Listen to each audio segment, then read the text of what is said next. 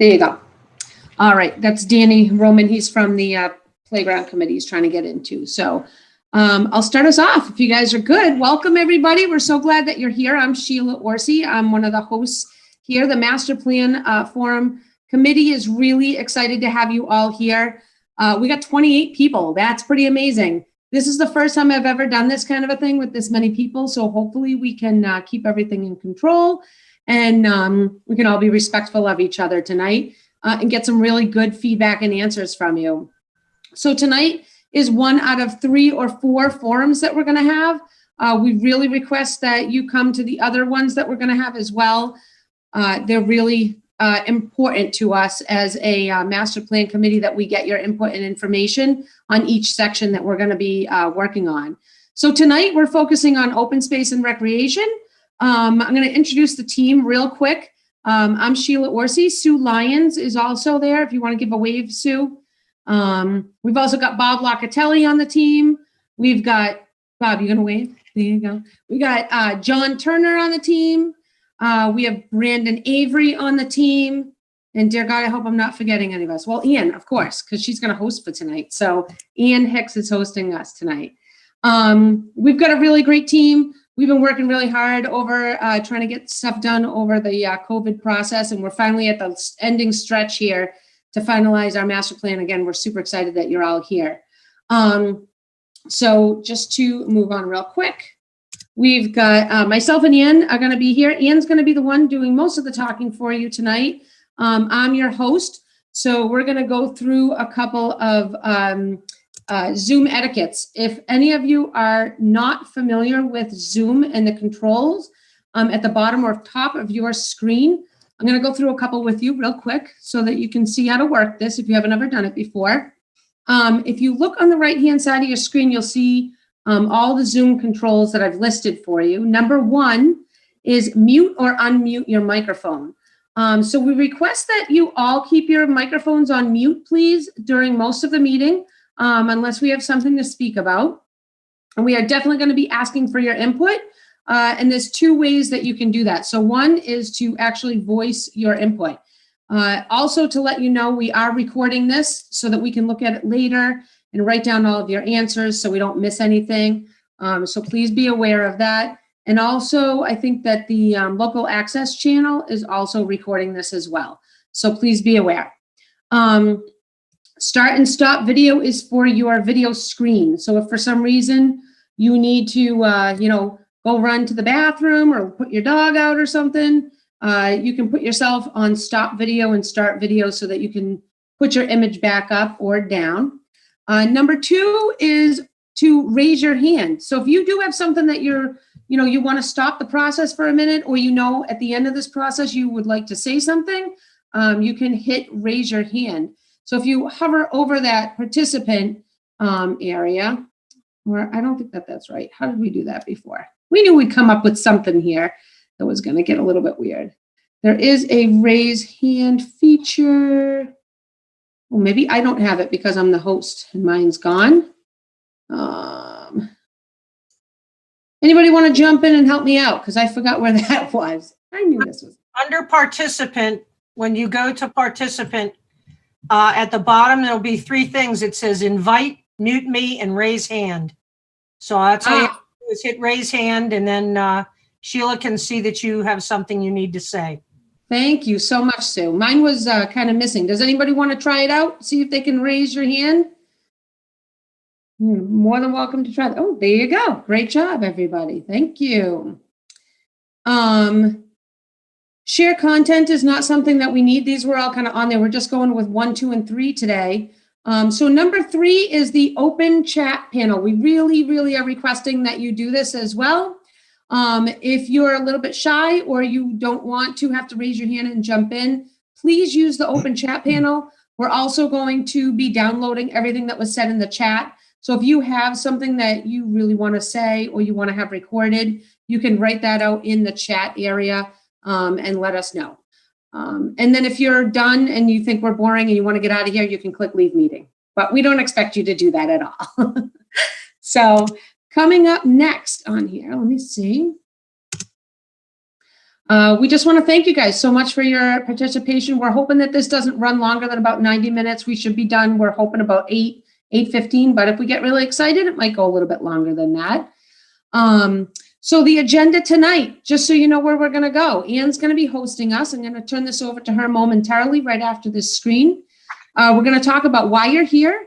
We're going to talk about the master plan survey results, some benefits of having an open space and recreation plan, the open space and recreation plan public input process, and why you're kind of here, environmental inventory analysis, scenic and unique environments, climate change adaptations and protections, community goals and objectives, and final statements. So we've got a lot to go over. I request that you please use those tools that we have with the raise hand and the chat feature. And we will have spots in between here for you to participate. So if you guys are ready for our first official master plan forum online, we're really excited. I'm turning this over to Ann Hicks. She's fabulous. She's going to get us going. Thanks so much.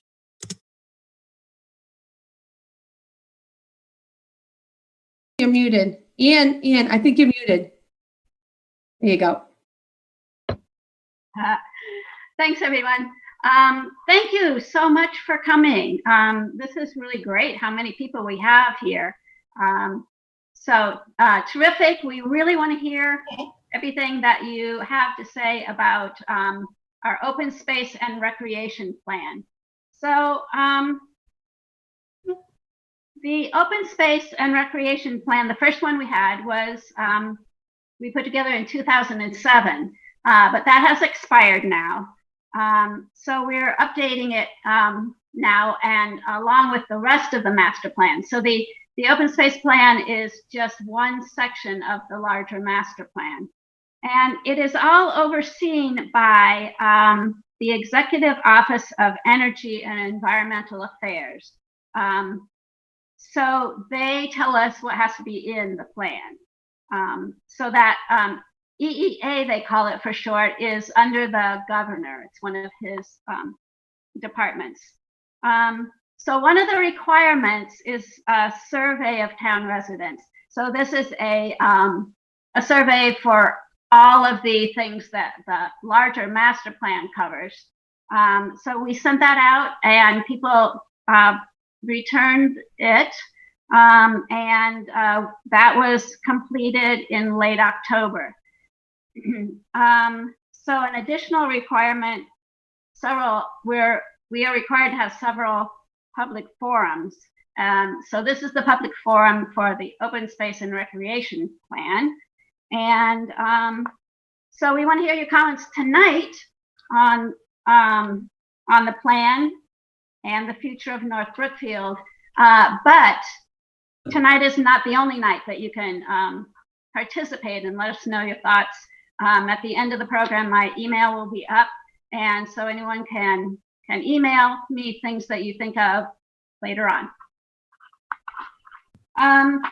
So the open space, a lot of the things I'll do tonight, it is following a workbook that the EEA has put out. But one of the big advantages to having an up-to-date master open space and recreation plan, and the master plan too, is it allows you to apply for grants, state grants. The two that are especially useful and can be quite a large sum of money are the park grants and the land grants. So the park grants are for developing parks, and the land grant is for preserving land. There's also land and water conservation funds, and these are all from the EEA Division of Conservation Services. They oversee all the grants. So could you go to the next slide, please, Sheila? So first we're going to go over the master plan survey results. So there were only 4 questions in the survey that had to do with open space and recreation. So we're just going to go over those four, the results of those tonight, so that you can see what people in North Brookfield, those who responded, what their opinions are. So we're going to go through them one by one, and so please comment on each one as we go along. So the first question was, what do you like about living in North Brookfield? And you can see with the light blue there, rural country living was by far what most people ranked as number one. So this question you could rank 1 to 5, with 5 being most important to you. So this is pretty much an outstanding response for rural country living being important to people.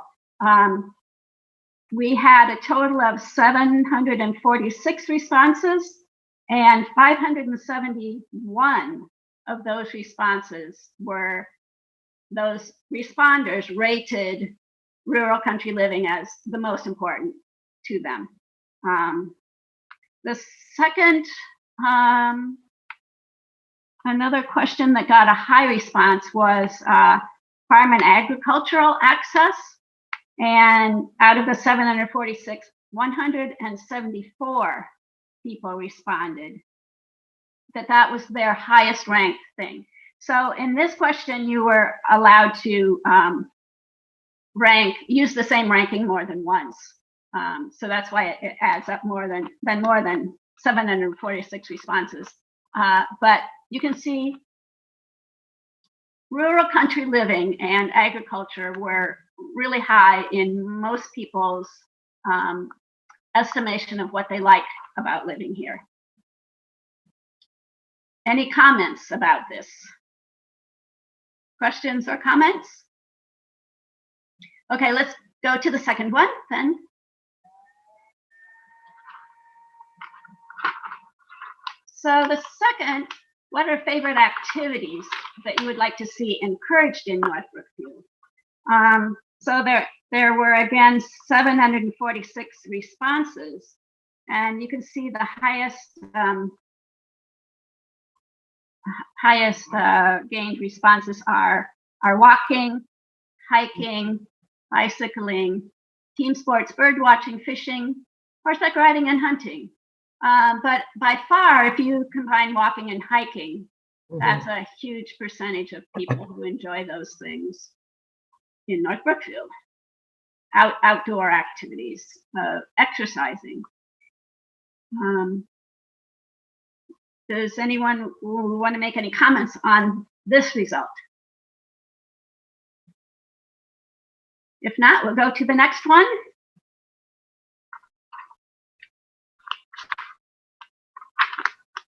And I have one question. Okay. On Sheila, can you go back to that last slide? Yeah, there we go. On the walking part, that brings me to the rail trail. And I'm just wondering if you think that because of the rail trail, now being so functional, that there's more interest in walking, or do you think that it's just people just enjoy walking around North Brookfield? Because I seem to feel like people are a little more excited about getting outside and walking now that the rail trail has been completed. So I'm just curious if you think that maybe that might have been something that sort of brought that number up higher. Well, there's really no way to know. Although, it's terrific to have a rail trail in North Brookfield. It augments the options that people have for that. And it's really nice because it's not on the road. I think what I have experienced, I live near Wendometh Meadow, and I've heard that a lot of people walk a circuit from downtown past Wendometh Meadow, kind of a big circle. I see a lot of people walking past Wendometh Meadow. So, back road hiking is pretty popular too. Really no way of knowing, but what we do know is people like to get out and walk and hike.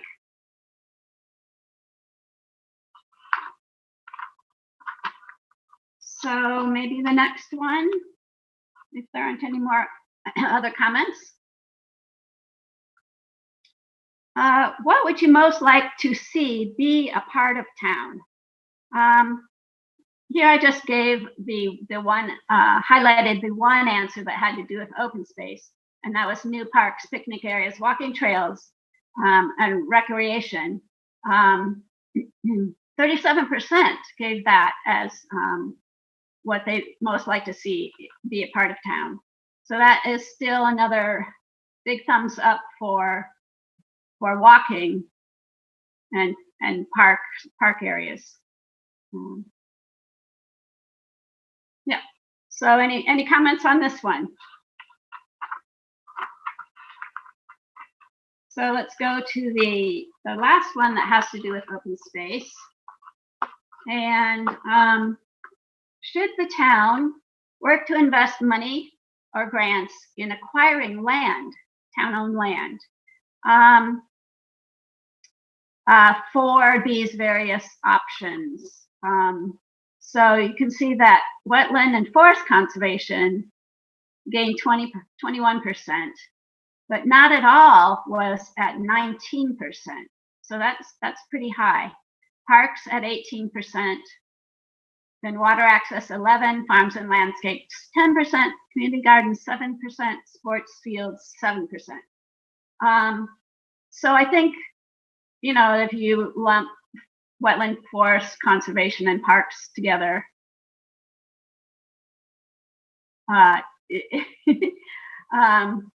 that's pretty interesting. But what I think is most interesting about this particular response is the 19% that said not at all, which seems not really congruous with the other responses where people were very excited about being outside and walking and hiking. So my suspicion is that people don't want to spend their tax money on it, which is completely understandable. So I just wanted to point out to everyone that Wendemith, I and some of the other people here, many of the other people here, worked to preserve Wendemith Meadow, which is on Bates Street in North Brookfield. It's owned by East Quabbin Land Trust, but many people in the town worked to preserve that area, along with townspeople, the select board and the Conservation Commission. And we did get a land grant from the state, one of those large sums of money that we are able to apply for with having an open space and recreation plan. However, we did it with no money coming from the town. There was no taxpayer money that went into preserving Wendemith Meadow. So that just shows that you can preserve land without having to rely on people dipping into their pockets and through paying taxes. So I don't know why for sure 19% said not at all, but that could be part of the reason anyway. Are there any other comments about this?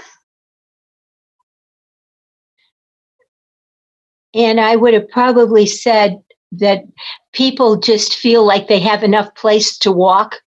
They don't need more land for anything more that satisfies their needs. Yeah, that makes sense. We do have a lot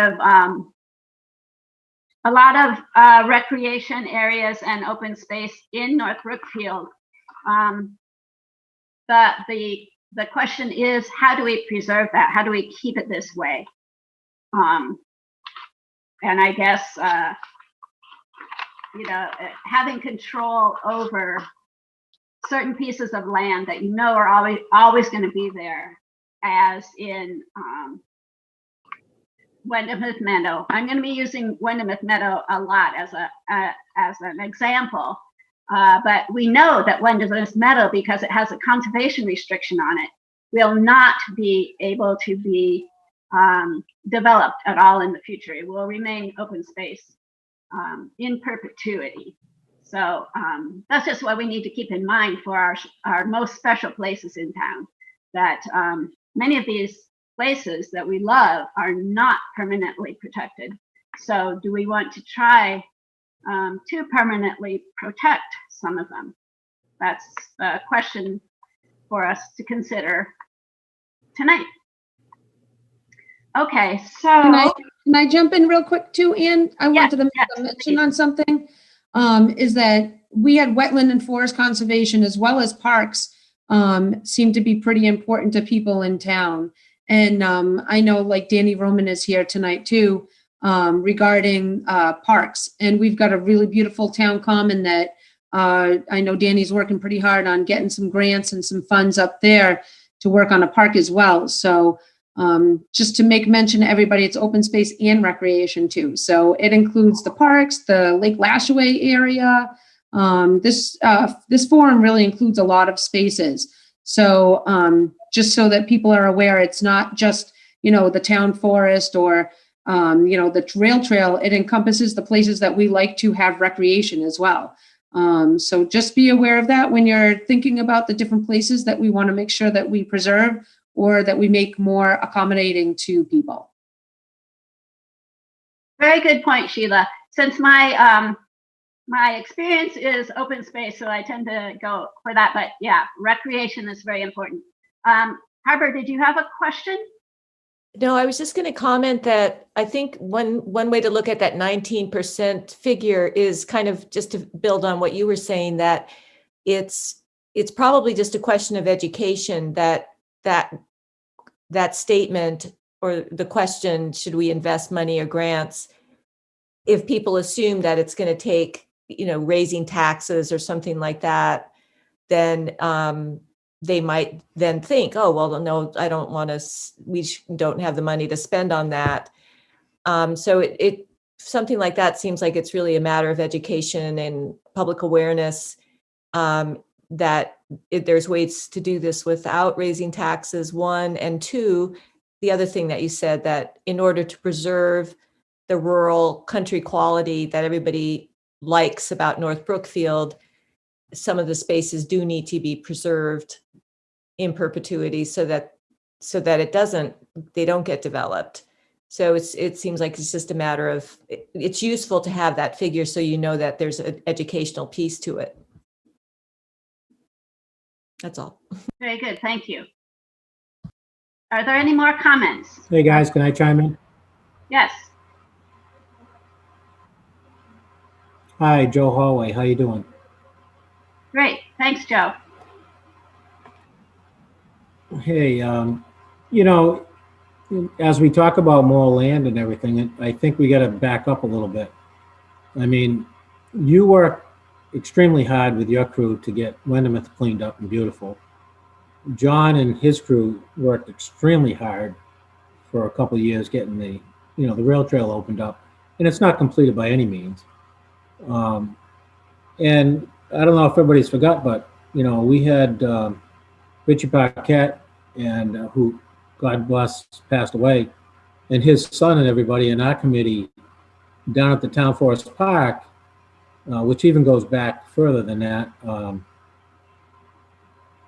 doing tons of work with our own tractors and stuff to get that all opened up, and the park too. Even Danny with his crew, trying to work hard on the town common. But we don't have any means right now of maintaining any of this. I had a committee of 6 people, which were all hot to go, and worked extremely hard the first 7 years, for a couple of years, because it was exciting.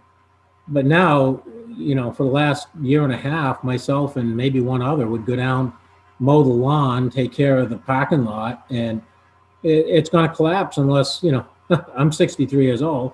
So we're trying to get new committee members, but I still don't think we have a base route on taking care of what we already own.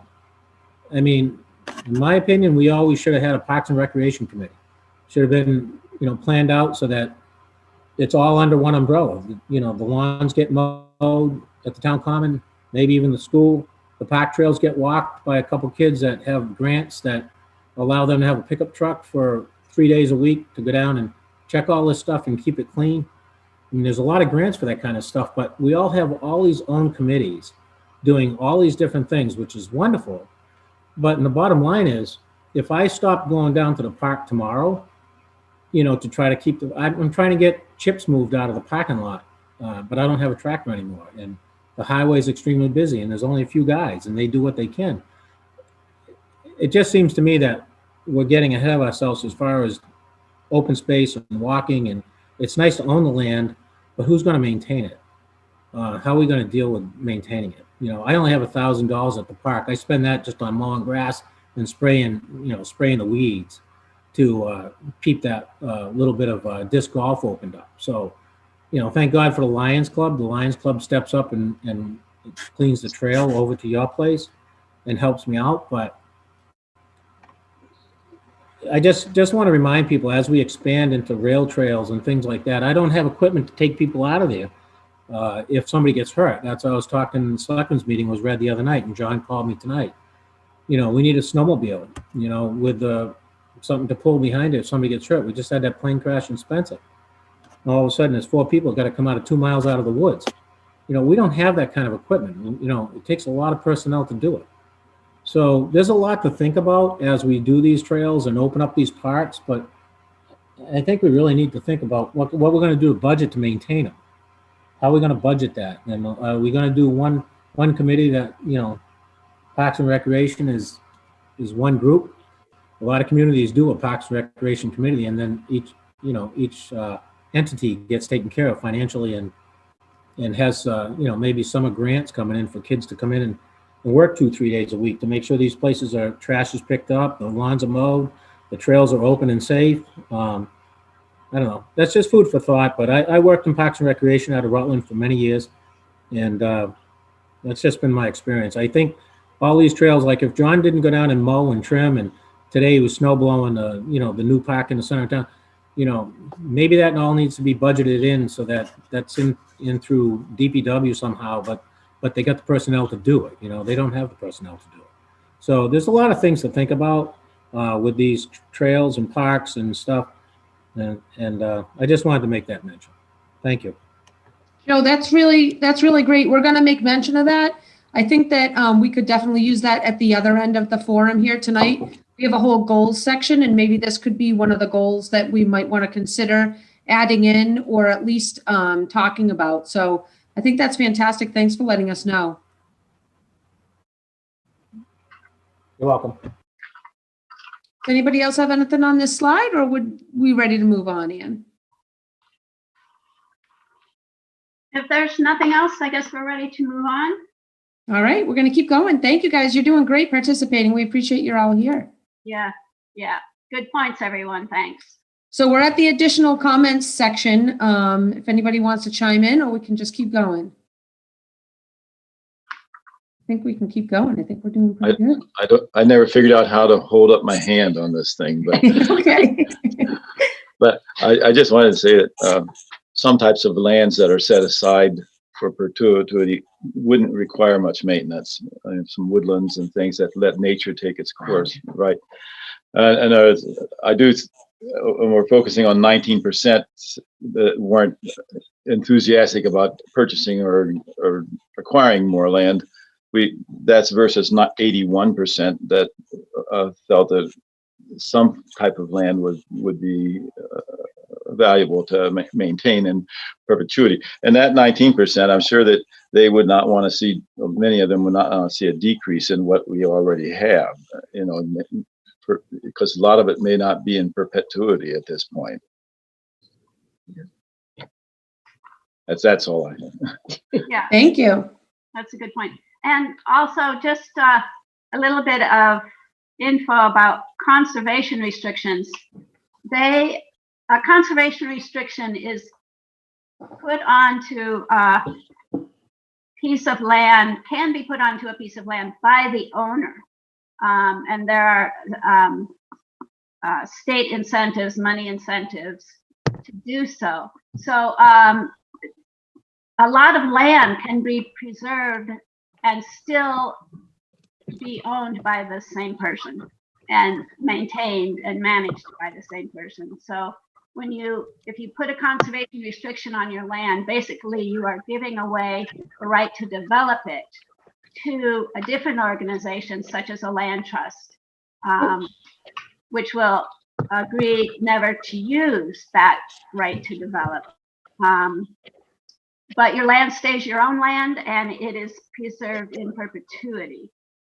That is what a conservation restriction is. So that's another option other than town ownership, is just ownership remains with the present owner, and they just give away the development rights. And I have Brandon Avery. He's got his hand up. Brandon, did you want to make a comment? Can you hear me? We can hear you. Sure thing.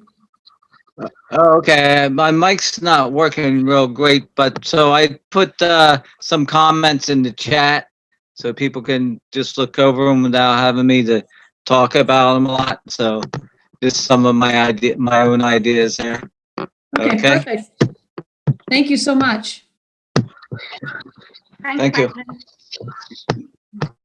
Anyone else?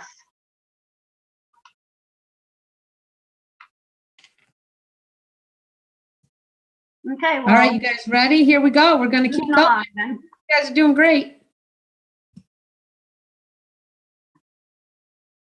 Okay. So this is why we're here. We want your we want your input.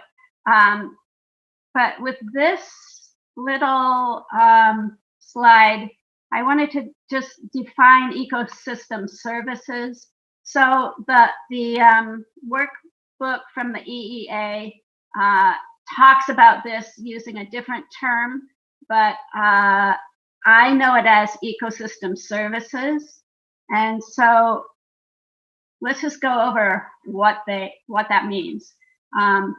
Ecosystem services are defined as the flow of materials, energy, and information from the biosphere that support human existence.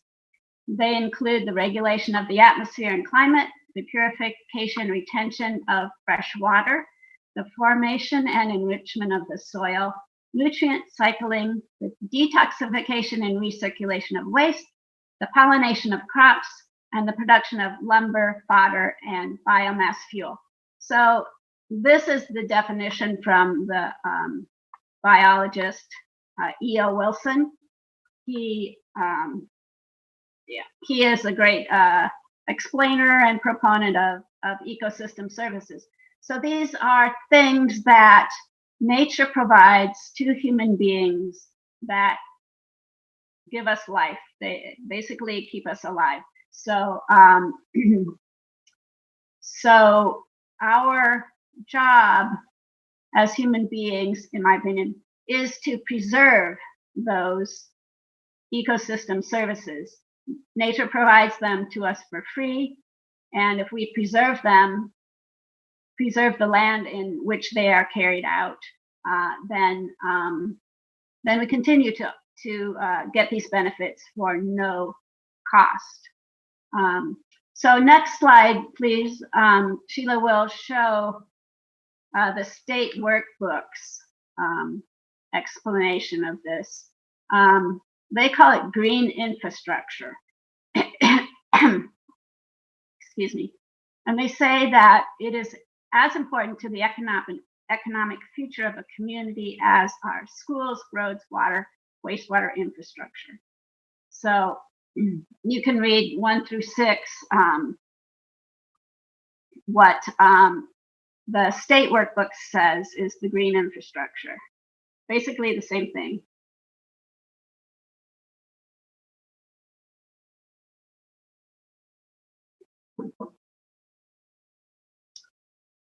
So anyway, that's what the state says we're supposed to be doing here. Part of what we're supposed to be doing. So, okay, next slide, please.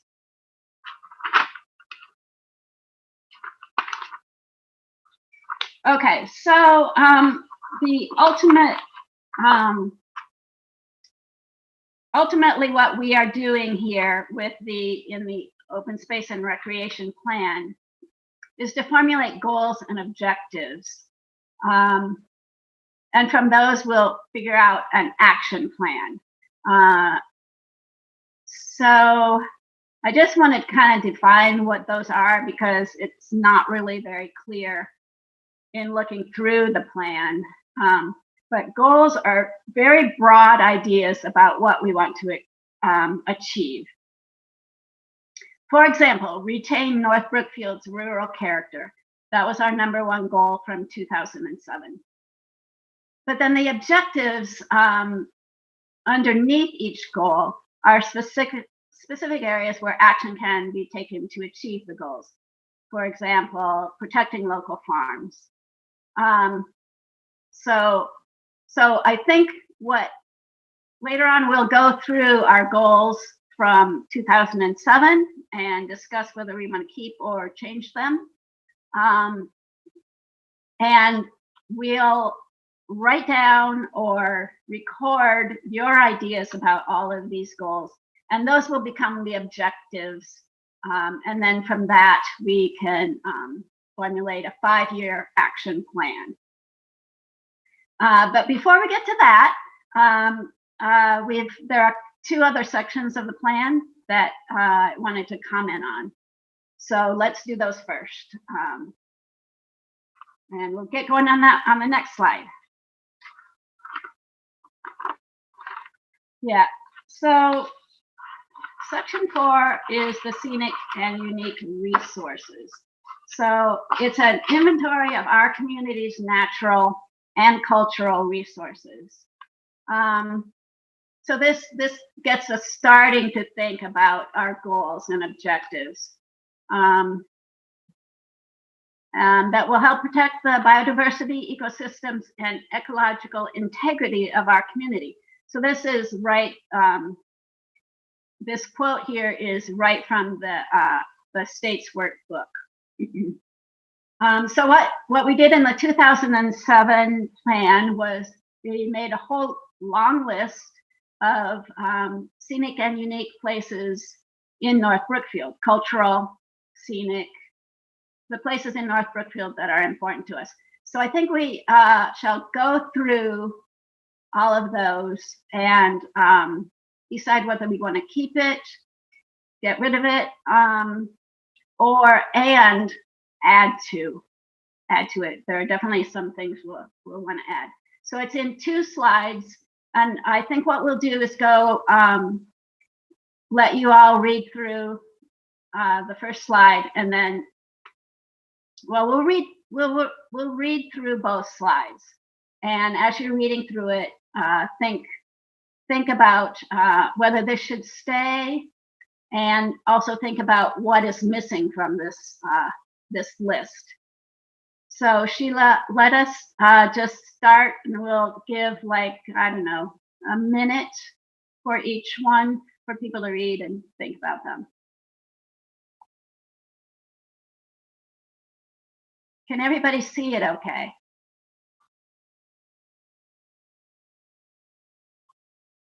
Yes.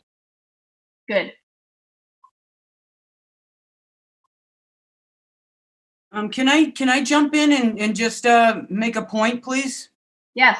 I didn't know how to, am I supposed to push a button or, I raised my hand. Okay, so as I'm on the Historic Commission, I'm the chair of the Historic Commission, and one of the things that Marilyn Borst and myself are working on is to exactly this. It's we want to inventory I think there's like 5 categories. I've written down every single one. I think I may have gotten the resources from this report, but there was also a reconnaissance report that was done in North Brookfield. I forget what year it was though. 2013. I mean, what was it? Maybe 2013 or so.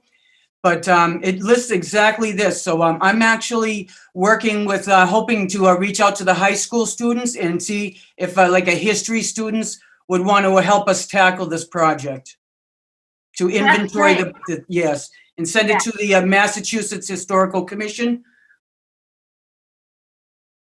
That's great. Well, if you share that with us, then we can add it to this list. Sure.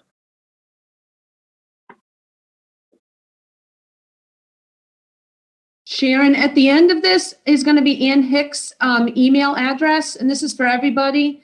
If you think of something even after the fact, because we have actually 2 pages here of scenic and unique environments. If you have anything you think that should be added, or if you see something on here that maybe we should take off because maybe it doesn't exist anymore, or maybe it's just not, you don't think it's that significant, let us know. Ian's email is going to be at the end of here. So we would really like your input.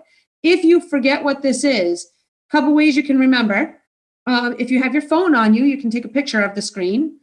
You can also go to the North Brookfield master plan from 2007. It's currently up on the North Brookfield town site, and you can go find this page in there. It's in the open space area. And you can look through all of them in there too. That's exactly where we got this information. You can see at the bottom, we have scenic and unique environments of North Brookfield. This is the chart from the 2007 master plan. So it is up online for you to go look at if you kind of forget. If you are savvy enough to take a screenshot on your computer, you're welcome to do that too while we're hanging out here. And I'm going to get, Kim, I'm going to get to you in 1 second. So we have one more page of this for you guys to kind of peek at, and we would love to hear your input, whether it's through the chat or vocally, or if you can email Ann after the fact. One of our committee members just said it's page 64. Perfect. In the open space part, remember that it's a really big plan. So you want to go in that open space part particularly.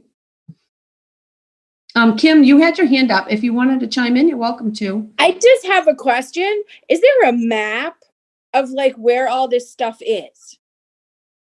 Like there's things on here, I don't know where they are. So I'm just curious if there's, like the smallpox caves. I have no idea where those are. Well, I can tell you, I've been to them, and they are a mystery and fun to find. Okay. I didn't know that they existed either. And I don't want to tell you the secret way to get there because you have to discover them on your own too.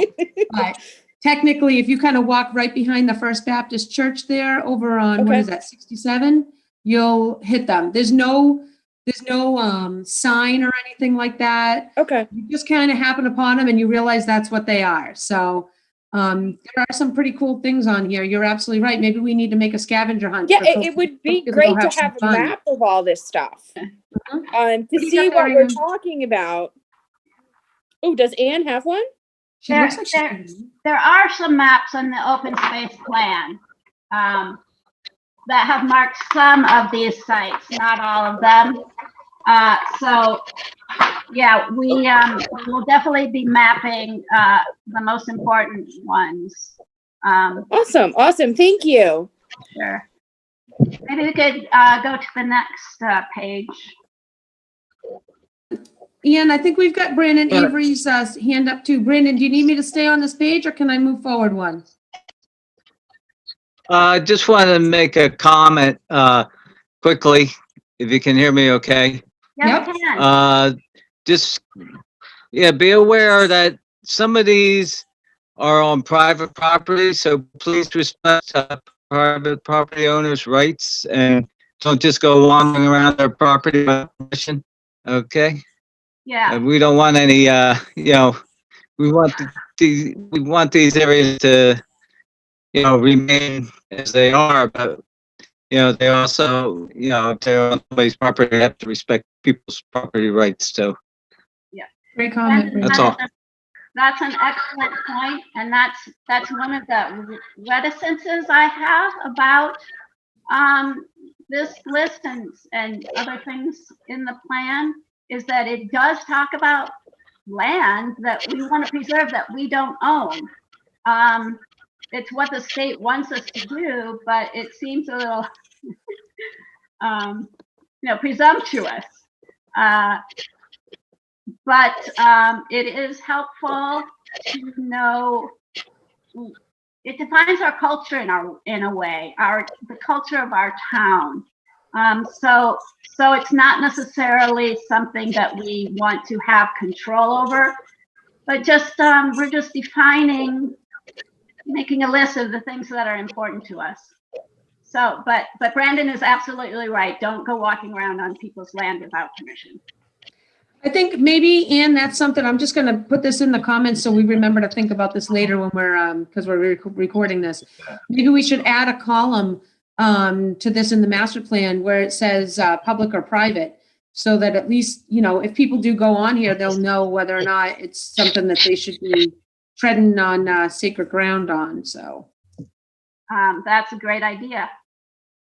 I think Eva has her hand up physically. Yeah, I was just wondering about, is this the complete list of unique environments, scenic and unique environments that you have? No, we have one more page. You have one more page, because I know there's a sign here on Barnes Road on the Mandala property about General Rufus Putnam. And I didn't see that on the first page. So, yeah, it may be on the second. I think everybody's seen this first page. I'm going to go to the second page. If we need to come back to it, we can, guys. So just let me know, okay? Here's page 2. Let me see if that one's on there. And if not, Eva, if you have the ability to put that in the comments, that would be really helpful to us. Okay. Just type that in so we know to record something like that. Okay, great. I don't see it. Do you? I think that's Karina. I hope I'm saying your name right. Thank you for adding that in. That's really great. Yeah, I don't think it's here. Yeah, if you can add that in the chat, Eva, No, that'd be great. Yeah. Now, the list is not complete. I mean, this is a list we got from our last master plan 13 years ago.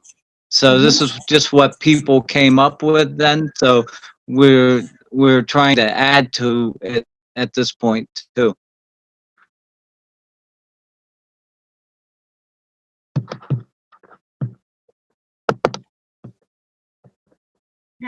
Marilyn? Yes, I just wanted to say that Brooks Pond is also private, but it is open to the public if people respect the rules that are posted at the parking lot. Okay. Thank you. But once again, it's just the pond. It's not the land around the pond. That's Okay. all very private.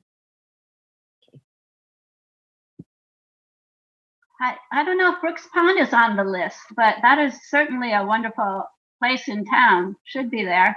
Oh, I yeah. see it. It's number 20. Oh, yeah. Okay, good.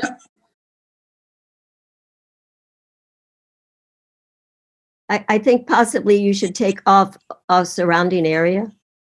The only area that is really walkable and not on private, well, it's area that is owned by the Brooks Pond Conservation Association and Brooks Pond Water is the other side of the pond. There is some land there where the river goes across over the dam and then down. But the area around Brooks Pond, and in fact, the bottom of Brooks Pond and the water in Brooks Pond is privately owned. So, be sure that people, it's not really open space. It's watershed, and it can be used for boating and swimming. So I don't know where open space comes in there. It's part of the open space plan because it's available to the public, but not the space around the pond. Right. Well, I think that's a good suggestion. We can remove that. Just that wording, because Brooks Pond is available as water, a water resource for people to have water recreation. Very good.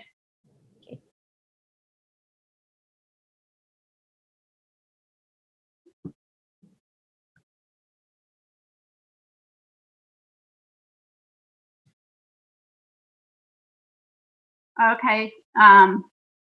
Yeah, thanks everyone for your comments in the chat and verbally.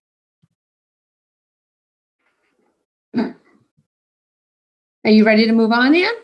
Yeah, if we're done with this, let's move on. All right. Again, guys, if you do think of anything, please make sure you email Ann. Her email is going to be at the end of this presentation, which we're gearing up. So we're doing great. Thank you, guys. Yeah, moving right along. Okay. Well, this was just the section where the slide where we wanted to hear from you, but we have heard from you, so maybe we could go on to the next one. Okay, this is just something that I wanted you to know about. Last spring with CMRPC, we had meetings with town boards and residents where we outlined areas of vulnerability to natural disaster or weather events, and started thinking about ideas to respond to natural disasters. And so we did come up with a municipal vulnerability preparedness plan. MVP is much easier to say. So I wanted you all to know about it. If you'd like to look it over, you can get a copy from the select board. I thought it was a very good process, and we may be taking some ideas from that plan to include in the open space plan, which is what the state wants us to do. They want us to use all available public documents to come up with the best open space plan and recreation plan that we can. So we can go on to the next slide, please. Okay, so this is suggestion from the state. The goals should describe an ideal open space and recreation system that would meet the variety of needs that were expressed during the public participation process. And the word that I kind of take out of this is ideal. And it's a way of thinking about what we want, pie in the sky kind of ideas. You know, fantastic, this would make North Brookfield the greatest place ever kind of ideas. And the little quote on the left-hand side is kind of the reason why it's good to think in that way. And it's from Jeff Goebel, who has a company that helps people solve problems. But this is what he says. The human brain is a powerful problem-solving tool. It is primed to solve problems and so perceives situations from a problem-solution standpoint. This creates a tendency to define goals according to problems to be solved, an orientation that limits our ability to visualize what we want. So we're working with the way that we think can keep us sort of more grounded and thinking about problems rather than thinking about what we want. Whether we think it's achievable or not shouldn't really enter into the thinking just yet. Let's think about what we really want for North Brookfield, what would make North Brookfield really great. So what we're going to do is go through the 4 goals from the 2007 plan and think whether we want to keep them, and if so, how should they be updated to reflect you know, our needs now and in the future. And if you know, maybe you want to throw them out and substitute a new one. I think we can have more than 4 goals if we want, but let's just go through the ones that we have and see where that leads us as a starting point. Sound okay? So why don't we go to goal number 1 on the next slide. goal number one was maintain North Brookfield's rural character. So interestingly, the survey that we did in 2006 or 2007 had the same amazing result, that one of the things that people like most about North Brookfield is its rural character. So it was our goal number one from 2007. So what do you all think? Is this a good goal for us?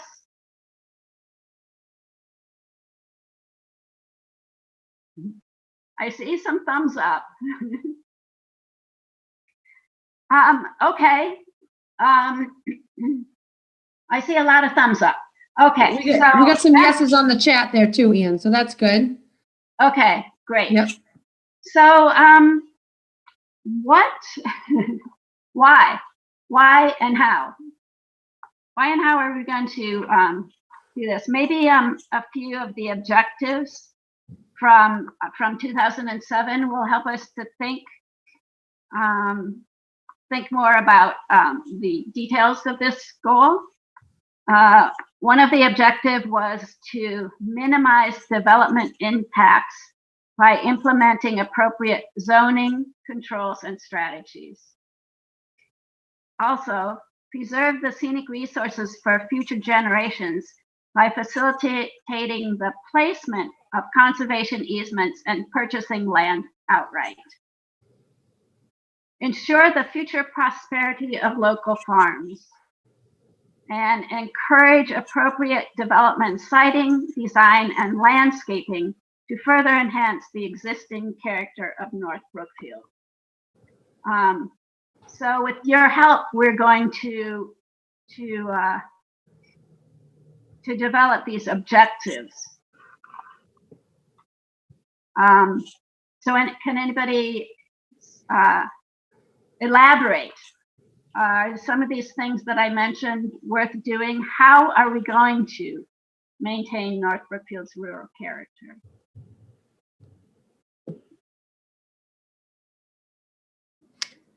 Can I pop on there? Oh, I'm sorry. Go ahead.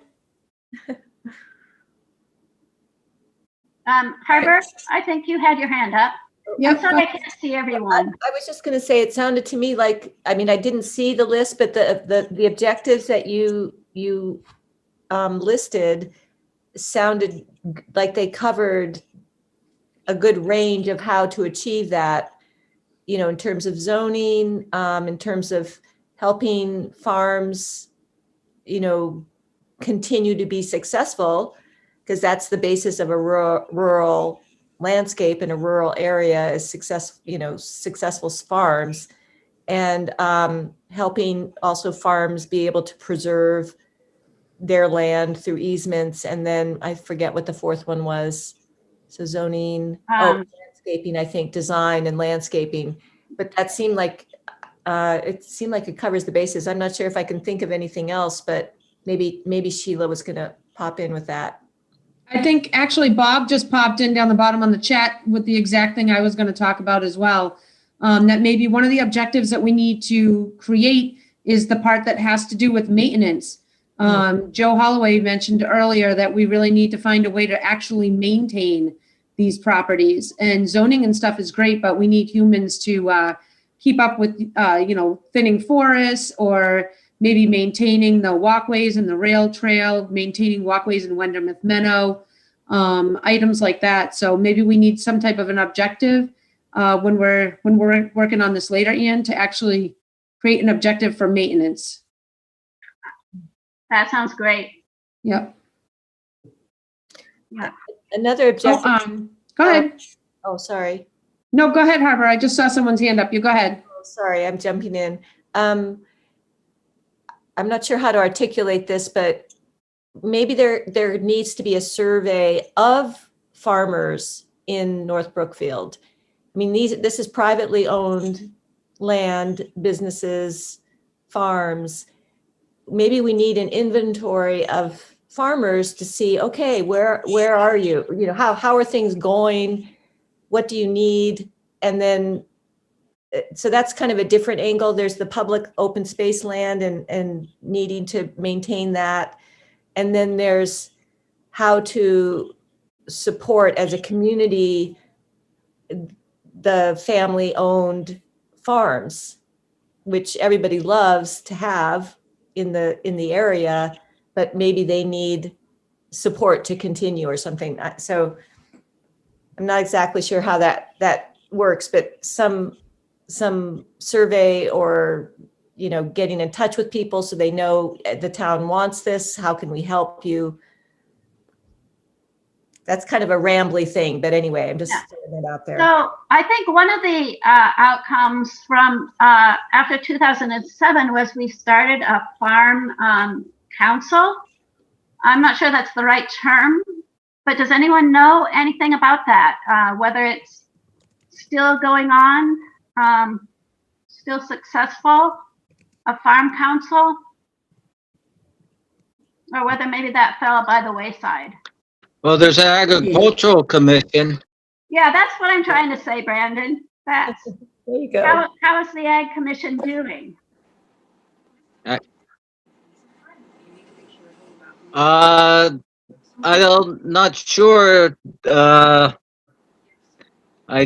went to one meeting a couple years ago on, I even forget the exact topic, but there was quite a group there. Yeah. I'm not sure how they are today, but there was quite a group. That's great. Well, maybe we can. Might be something to look into it and see how they're doing. So if I may, the Ag Committee in town only meets if there's an emergency between neighbors in the neighborhood or livestock getting out and that sort of activity. So there's no planning done by that committee, and it really needs more members and more leadership to be more active. Thank you. And I've got Ethan, he's got his hand up. I think he's got a comment. If you want to unmute yourself, Ethan, we'd love to hear from you. Sure. Hi, guys.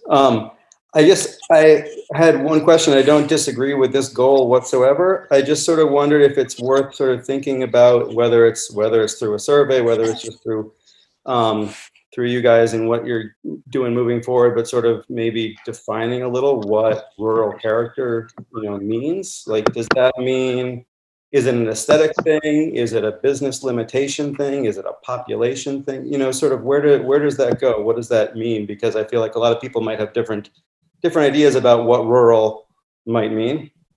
Maybe it's all about farms. Maybe it's all about keeping it small. Maybe it's all about not having corporate business. I don't know. You know what I mean? So that was just my thought on that point. Yeah, that's a good thought, because something as broad as that can mean a lot of different things in a lot of different people's minds. Right. Yeah.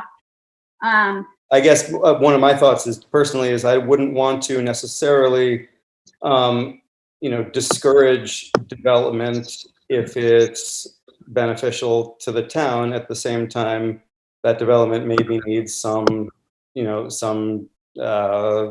there need to be guidelines or some sort of definitions. So it's definitely like a complicated issue, I think. Yeah. Zoning controls and strategies. Yep.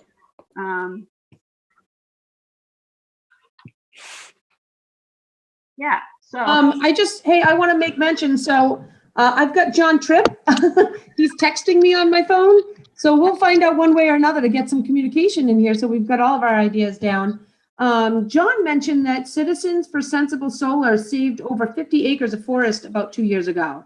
So that is something that's pretty interesting. And he said the planning board, along with this select board, has changed bylaws to limit large solar projects. So maybe somehow we incorporate that. I think I'm just interjecting this so that, again, we have this later on when we're looking this over for setting our goals and objectives, that, like you said already, bylaw changes can make some effects on how we keep the rural character of North Brookfield. And it looks like one of the bylaw changes that we had limits large solar projects, which that hopefully saves some land and some trees and stuff. Again, we saved at least 50 acres of forest, he says, 2 years ago. So that's pretty awesome. Yeah, that's a great idea. I'll just throw out another option is a wetlands bylaw. A wetlands bylaw protects from development 100 feet around every wetland. Right now, with the Wetlands Protection Act, the Conservation Commission reviews any development within 100 feet to make sure that it will not impact the wetland negatively. However, development can still proceed. But if a town decides to have a wetlands bylaw, that land becomes a protected resource and cannot be developed. It's very controversial, and I don't think very many towns in our area have it. But many of the larger towns to our east do. Just throw that out as another way to prevent development, or lessen it anyway. So Ian, we've got Tara Hayes. She's got her hand up. Tara, you want to unmute yourself and let us know what you're thinking? I was just going to say there's a lot of little farmers, micro farms, I guess we could call them, in town that aren't recognized by the town. I'm not even talking about myself. Anyone that knows me knows I have my chickens and my goats, but you know, there's other people, there's breeders, and I think we need to recognize those farms too. Thank you, Tara. Right, You're right. good point. Marilyn. Is there some kind of listing of farms so that we can go buy eggs if they are available from someone? Or I know of a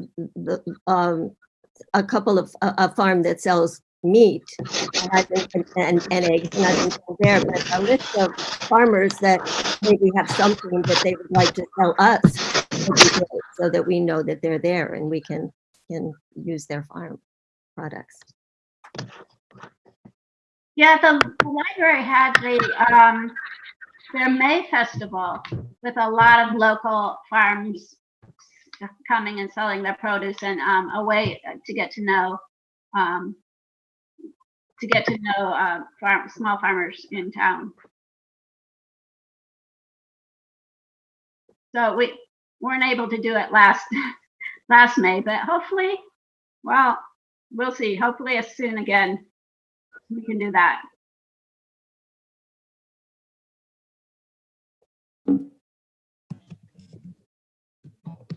Okay, there's a lot of chats coming in. Yeah, we're working through them. Great. I don't think that they're relevant for the conversation we're having just yet, unless you guys feel it is, jump in, but we're just kind of chit-chatting back and forth kind of about things that are happening. And again, we're going to be downloading the chat so we can kind of look at that and incorporate any of those, the information you guys put in that chat into our goals, objectives, and the master plan for 2021. So we appreciate all your feedback. And are we ready to move on to goal number 2, or? I see that Dave Brown has his hand up. Oh, I didn't see that. Sorry. Okay, I just, a couple comments. One, I can't remember the name of the program that Eve and I are working with, but there is an opportunity for people who own forest lands to get involved with trying to make that land more suitable for preserving primarily bird life. And so people could be more aware that if you have habitat that would be conducive to certain species of birds that might be able to get involved in a program like that.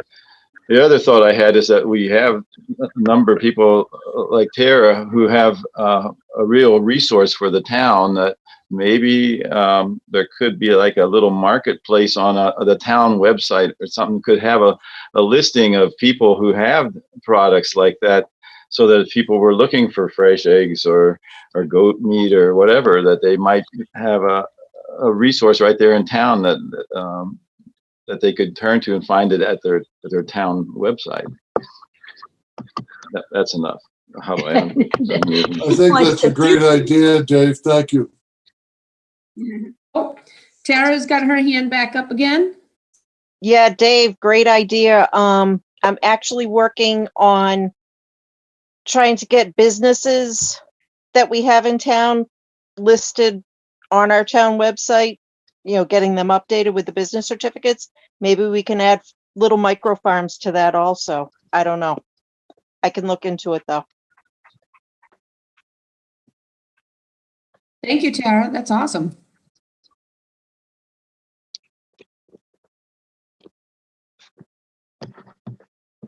All right. Anything more to say? Reminder, if you come up with other ideas, please do send them to me at my email, which you'll find out at the end. I guess that's incentive to keep with it here. Stay here. We're almost there, guys, actually. Yeah, we I know are. at the bottom, it says 20 of 33 slides, but I'm pretty sure we don't have 33 slides. That's so it'll be before then. So isn't that exciting? You never know when it's going to end. All right, you ready to go in? Yeah, why don't we go to goal number 2? Okay, goal number 2. Preserve and enhance North Brookfield's water resources.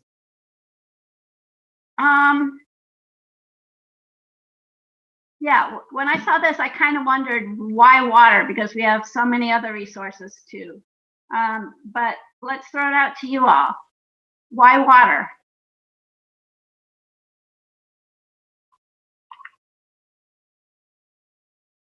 All right, I'm going to start. I absolutely love kayaking, and one of my favorite places to go is Brooks Pond. And I never realized that I was kayaking right past Marilyn's place all the time, but I have to say it's one of the recreational activities that I really love, and it's one of the most beautiful spots to be able to enjoy that. So I would say one of the reasons why preserving and enhancing North Brookfield's water resources just for me, recreation. I'd like to offer something. Mm-hmm. I moved here 6 years ago. One of the deciding features was town water. I don't know, but I've heard a lot since I came here from, long-term town residents about wells versus reservoirs. I'd just like to put it out there. I know you're talking about kayaking and, water and natural resources like ponds and so on are very important. But from my perspective, the greatest water resource the town has is its reservoir and its ability to offer fresh, potable water to the residents. And over time, of course, there'll be more people moving into town who'll be looking for things like that to make a decision to stay or not, or settle, I guess. And I'm not sure that that's what you all wanted to talk about or hear, but I thought I'd throw it in the mix. Thank you. Yeah, very important. Very important. Yeah, and I'd like to just build on what Jack just said, which is just in terms of the green infrastructure and ecosystem services, which I love. I just think that's a fabulous way of thinking about, the environment and how it serves us. That the whole water networking, not just the particular ponds and the reservoir, but in addition, the streams and the wetlands, all of that helps sustain the health of the rural environment. And so it seems like it's a great way to think about, the ecosystem and all the different parts, land and water, and how they interact. So I think that's a good one to keep also. If you can hear me. Yes. Oh, I just like to say that the Brooks Pond Conservation Association spends thousands of dollars, each one of the homeowners, every year in order to keep Brooks Pond weed-free and clean. And we are constantly monitoring the water too for phosphorus, anything that might grow algae and things like that, because we really want to take care of that water, which is part of the 5 Mile River system. So it's important to us to know what's coming into the pond, and then of course what goes over our dam and leaves the pond. So if people are using the pond, it's very important to us too that they don't throw away their cans by putting them in the water and letting them sink. That they, kind of monitor how clean their boats and kayaks are, so they're not bringing in things to the water. So just know that even though Brooks Pond is private and we are taking care of it, it is open to people who are following the rules, and we do take care of that water. Great. Well, you went through all of the objectives from 2007, just in these few little comments here. And can I stop you for 1 second and just say, I've got Pete Dupel. He's got his hand raised. Pete, you want to unmute yourself, please? Oh, where'd he go? Oh, yeah, there we go. Thank you. Sorry, I've been kind of quiet, but I wanted to weigh in on this water goal a little bit. When we think about conservation and enjoyment of water, let's not forget that 60% of the human body is comprised of water. And let's not lose sight of that. I mean, if you go to Mexico, Congo, Pakistan, Bhutan, and look at their water supplies and how we really take for granted our water supplies here, we can talk about conservation and enjoyment of land, but conservation of water is critical. And when I saw this goal, I almost saw this as number 1 versus number 2. And when it comes to humans and our ability to survive, and I know that sounds a little bit sort of alarmist, but water is going to be a critical component of our infrastructure, and it needs to preserve at all costs. So those are my 2 cents, and I'll just stop there. Hello, hey Sheila. Yeah. Just to elaborate on what that gentleman said, we had this conversation back when, we did the CMIPC with Ashley and Ann, and he's absolutely right. We have some vulnerabilities in town. One, we don't have a well system that I'm aware of to support water for the town of North Brookfield other than Horse Pond Reservoir. And Horse Pond Reservoir is actually pretty vulnerable in regards to something as simple as a rollover oil truck with 10,000 gallons of oil down on Rufus Putnam Road. It would spill right in about 60, 70 feet right into our water supply. And I've been with the Fire Academy 30 years. I've seen all those things happen, the hazmat teams. So we have the opportunity for those kind of things to happen. And I think it's something that what he said is very real. If we were to spill 10,000 gallons of oil into that water, we would be in trouble. Now, I know we can tie into East Brookfield to a degree, but it's something to think about. And I know Ann's mentioned it, but water is precious here in town because that is our supply. Used to be Doan's Pond, and it went through a sand filter. And back in 38, that whole thing let go. And, God forbid, Doc Grace's assistant died in that hurricane as a result of that dam letting go. And all our water comes from Horse Pond, and Richie and the guys up there do a wonderful job keeping that protected. But that's a pretty vulnerable area. If you go down Rufus Putnam Road, everybody knows what I'm talking about. Just before you go up to Mandela's Hill or Green Hill, there's a corner there. And as simple as it might be, it could be 10,000 gallons of fuel oil that dumps into our reservoir. So, as a fire chief, I'm just telling you, it's happened, it can happen, and hope it never happens. But maybe that's something we plan out. How do we mitigate that? Maybe do we limit what kind of trucks can go up that road? Do we limit, or do we put any type of a system up that would mitigate some of that spill if something was to happen? But hopefully it never happens. But I have to agree with him. We put all our eggs in one basket, and that's Horse Pond Dam. And if that was to fail, then we, our other supplies would be coming from other communities that we're tied into. Hopefully, they could supply us. So I just wanted to elaborate on that, and I know that was brought up with CMRPC back in the day, and they asked me what my thoughts were, and I'm trying to think worst case scenarios, and that's one of our worst case scenarios. I've got Pete. He's got his hand up again. Go ahead, Pete. Yeah, no, thank you, Joe. And one other thing I'd like to add, we are in a unique position. We own our water. Okay. Boston doesn't own their water. Holden and Princeton own their water. We own and control our water. So when you think about things that we can focus on and we can make sure that we preserve, it's very unique that we can actually have our own water supply and support that water supply. And I think that's just a great position to be in. So for us to think about how we sort of think about conservation, or we think about our master plan, again, I'll go back to water should be one of our top priorities, without a doubt. So I'm just going to jump in there too, Ann, and say we are called the Brookfields. So maybe that's kind of important that we have water as one of our most important things on there. I mean, without water, we wouldn't be a Brookfield. We would just be Northfield. So that makes a big difference. Yeah, well, something else to think about is, do we want to, maybe set ourselves up financially to do subwells, as a secondary backup, because, it wouldn't take much to contaminate that piece of property, believe it or not, and then all of a sudden we're scrambling. So maybe down in the road, you got to think down the future for the future generation.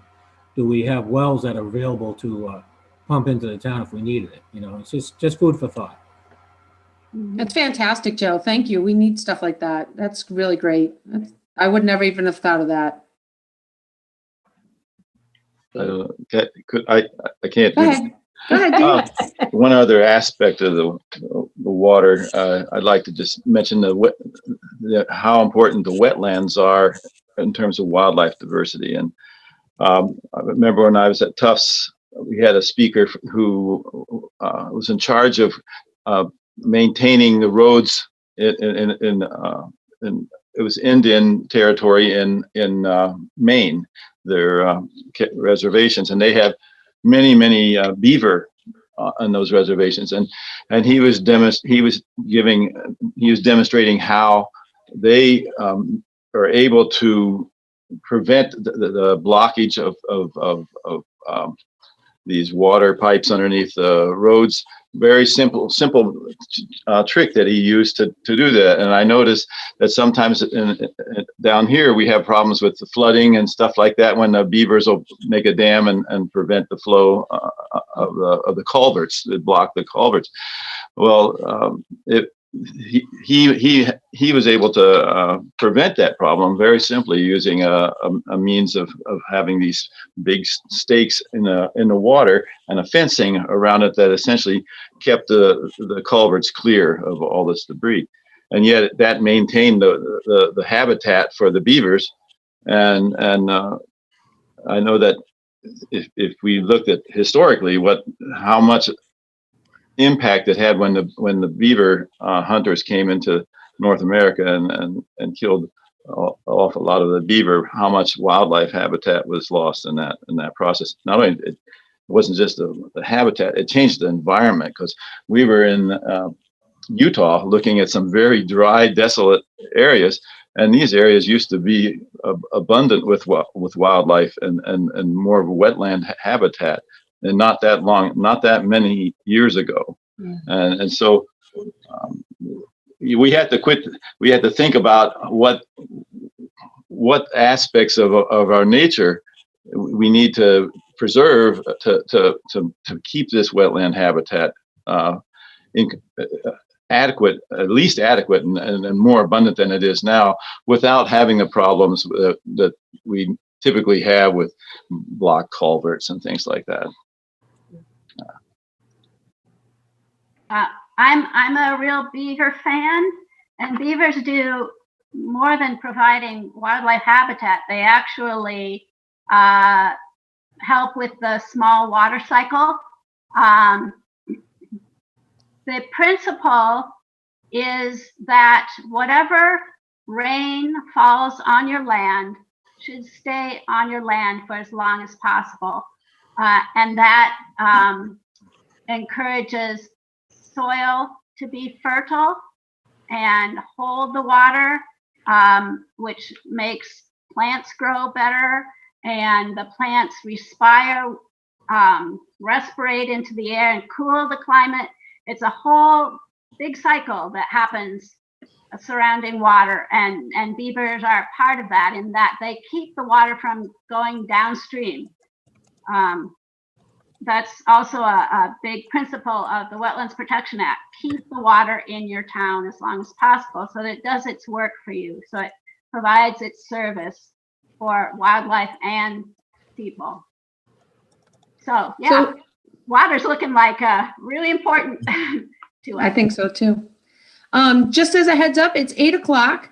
So we've got 2 more goals, and that's pretty much the end of our stuff, just about, when we get through these next 2 goals.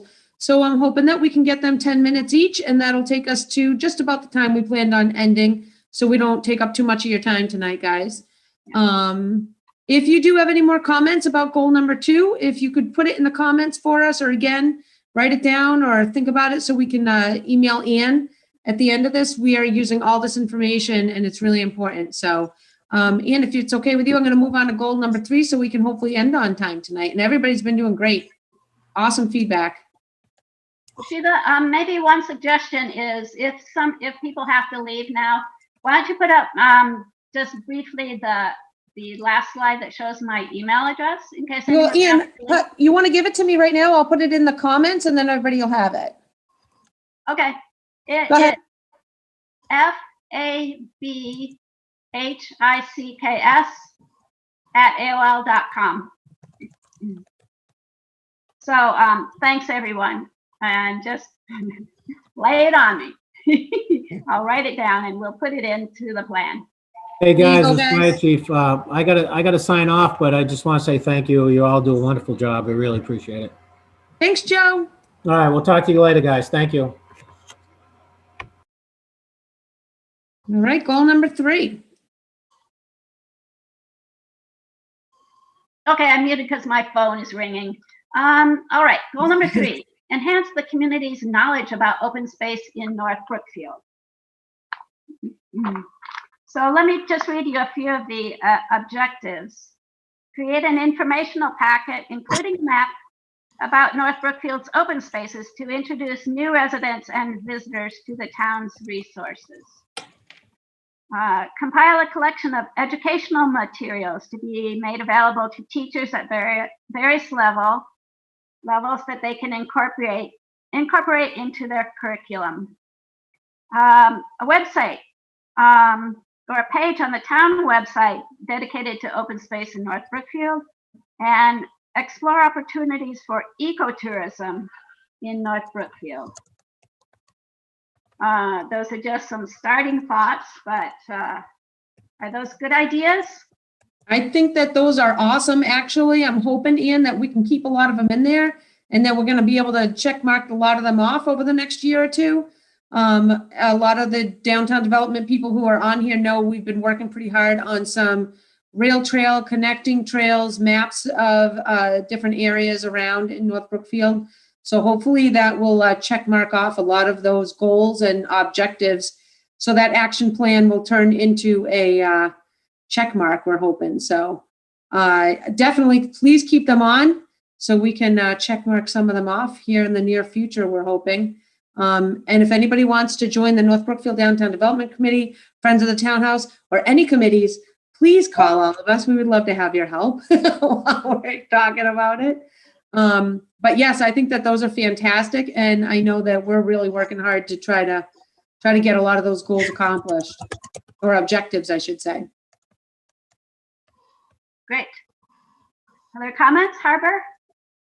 I was just going to say, building on the discussion about goal number 2 and the water resources and how important they are, to maybe include enhancing the community's knowledge about water and open space, or just so long as water resources and infrastructure is included maybe in the open space element.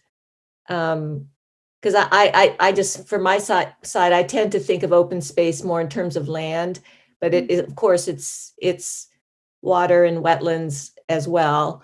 But anyway, that's just a small comment, but. Great. And can I toss on there too that I think one of the objectives we should have is that we should start with the youth in our community. And really, we should have an objective on there that the school is either, taking kids on local field trips to these open space places, or having them go into these fields and discover the different types of flora and fauna we have out there, or bugs we've got in fields. And we've got so much that we could just be doing that directly with the children in our town. I think that should be a great objective to throw on there. Great.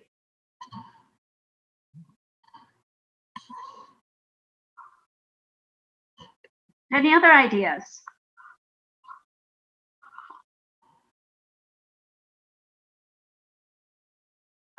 So I guess so far we're pretty much following what we laid out in 2007. A few updates, definitely more thoughts about water. It seems like we do want to keep this this goal number 3 roughly the same.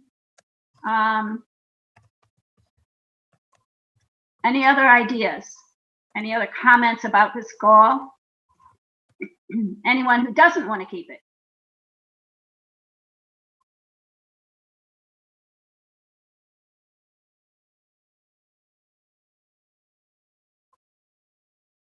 Good. Oops.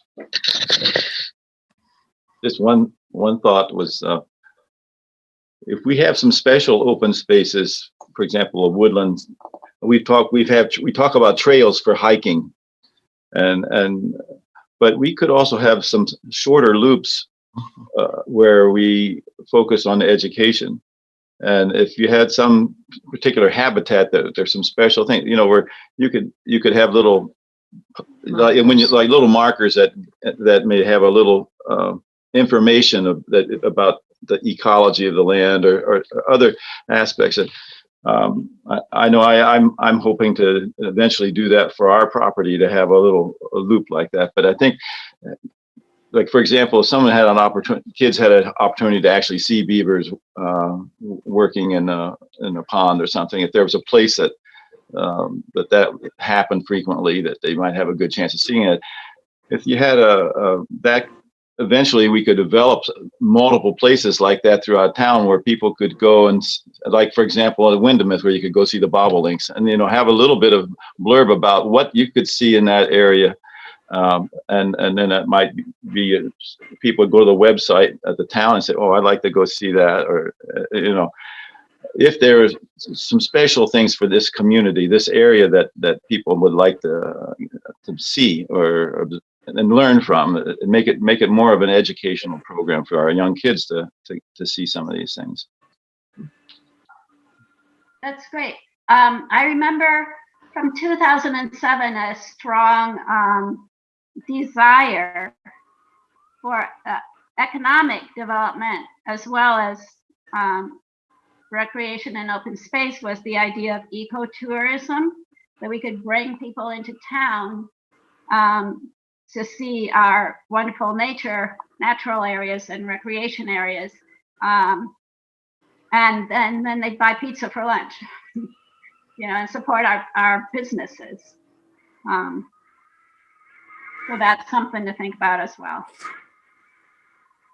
I don't know whether we've succeeded very well in that. Perhaps in a way we could get Audubon and Windemith interested at all in doing some tours for us as well. Partner with other organizations, yeah. Yes. And I've got Kim's hand up too. Kim, are you there? You want to comment? Yeah. I just have a question. The town forest, I've walked it. I love taking my dogs there, but like I just kind of go between the trees and I don't stay on the path. I really wish we had a map for the town forest. Because I understand, I asked Mr. Chief Holloway, if we can take horses there, and he's like, of course, stay on the blue trail. But without a map, I don't know what the blue trail is. Kim, I'm pretty I sure. would really love to have a map for there, like on our town site where like you can just download it, print it out. Because I love going there, but I have no idea where I am, what I'm doing. And I'm hoping I stay on public property. But now that somebody said, you know, you got to be careful, I never even dawned on me that I could actually be like walking in somebody's private back field. The trails. So are a fairly- map would be wonderful for the town forest. The trails are fairly clearly marked, Kim. Did you not see them? I've been following them, but with the dogs, we kind of like venture around. But I just want to, I wish we had a map. I just wish we had a map. So I make sure I am where I'm supposed to be. Okay. All right. So Kim, I think, I don't think I'm on mute. I can't see myself anymore. No, I can hear you. Okay, great. Harbor's commenting down in the comments that there is a trail map for the town forest and for Wendermouth. She says it's on EQLT, which maybe Harbor, can you jump in on here and chime in for a second? That EQLT is the East Quabbin Land Trust, and they're the land trust that partnered with North Brookfield and owns the Windermouth Meadow property on Bates Street. And we're members, as is Ann. Ann's on the board, the land board with the EQLT. They just sent out, we just got in the mail today, a map, a little brochure of trails in North Brookfield, and it included trails because Windermouth Meadow and the town forest are contiguous to each other. They did a map of trails for both. And oh, wonderful. It was just created, and it was also partly funded by a grant from the North Brookfield Cultural Council. So, Anne, do you know whether that's something that's going to be distributed at the library, or is it on the website, the EQLT website? I just found it today in the mail, so I don't really know much more, but it's definitely what you're asking for, Kim. So it's not on the town website, it's on your website. Well, I don't even know if it's on that website. I just received it in the mail today. So, okay. Anne, do you know anything more about that map? No, I don't. I'm sorry to say, but I'm sure that you can get one. Just go to eqlt.org and see what's there. And I'm sure there's an email address you can just email for a hard copy. I'm sure they'll send okay. Okay, yeah. See, I was going through the town website and it's not on there. So I need to go through. Well, I think it was just like, created. can you post what she's saying? Yes. For me in the comments so I can take a screenshot? Yep, Oh, they did. thank It's you. down there. Oh, thank you. Thank you. Yeah, Thank you guys. I appreciate it. I love going Got over it. there, but I just want to make sure I'm in the right spots. Well, I think that this was the project that was just completed, so it probably hasn't gone very far yet. But if it was supported by the Cultural Council, then it would be something that would be, available for the town. That was one of the purposes of the project, I believe. So I just don't know how it will be distributed. But I'll pop over to the website now and see if I can find it. Oh, wonderful. Thank you. You guys are great. I'm loving this. Yeah, good. Yeah, thanks, Harper. I haven't seen mine yet. Okay. Just happened to So get it, I guess. I've got Pete's hand up, and then I'm hoping that we can move on to the last question because I do want to try to keep us on track so we're not staying too late. If you do have more comments, just toss them down in the comment section for me, please. And go ahead, Pete. Yeah, I just wanted to add, I love the word enhance because I go back to sort of what I thought I saw on the original survey data that said 19% say don't spend any more money, that indicates to me about 81% appreciate sort of our open space, if you will. Mhm. And I think that's a good stat. And when I think about our open space and getting a return on investment in that open space and thinking about limited resources and where we can really have that bang for our buck, it's about marketing, it's about impact, it's about sort of, communities and being involved. And where do we dedicate those resources in looking at that open space that's going to give us our best ROI? Where do we spend the money? And it might be Windemith, right? I don't know if it's the rail trail. I don't know what the utilization likes. I can tell you I've been on it and I see a lot of people. I can tell you that other open space, maybe, not as much of an impact. So what are those open spaces? Where can we sort of allocate those resources? Where can we enhance the knowledge? Where can we enhance the education and get people to continue to appreciate? Because with 80-20, I'm not sure we have a problem. I think people are here for a reason, right? They're looking at the rural environment. They're looking at sort of what it is we offer, and they're coming here for a reason. And the fact the survey seems to indicate that, I think enhancement is great, but I would rather see enhancement versus switch or change or, turn the tide. I think we've got good momentum. It's about making it a little bit more precise. Terrific. I've got one more person in with their hand up. Maris, I hope I'm saying that right. Can you unmute yourself, Maris? Thank you. I just did. Thank you. I want to add about that 19%. I feel that I really do believe that there's probably a percentage that really just doesn't understand that there are ways to get these additional lands without using taxpayer funding. I believe that if people didn't like to live in an area or appreciate the area that we have here, they probably would have moved away because we do have a very special town. And I really think that everyone appreciates that. Otherwise, they wouldn't be here. I just wanted to add my 2 cents. I really do think it's probably motivated by economics. Great, thank you.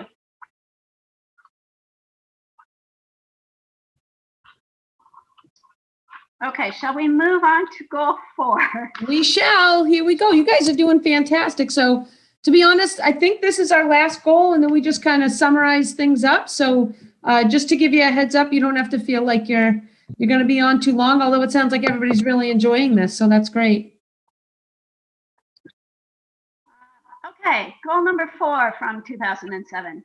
Provide North Brookfield with varied and well-maintained recreational opportunities and facilities.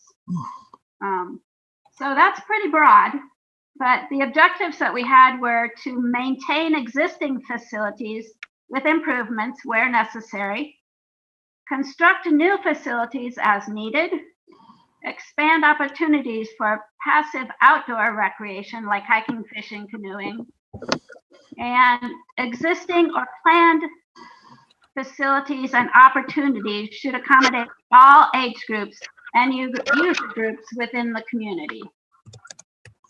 And part of this was already discussed. I forget who the gentleman was who was going on about parks and recreation and the need, maybe it was Joe, who was talking about the need to develop and maintain what we already have, and was expressing concern about creating, probably new recreational facilities.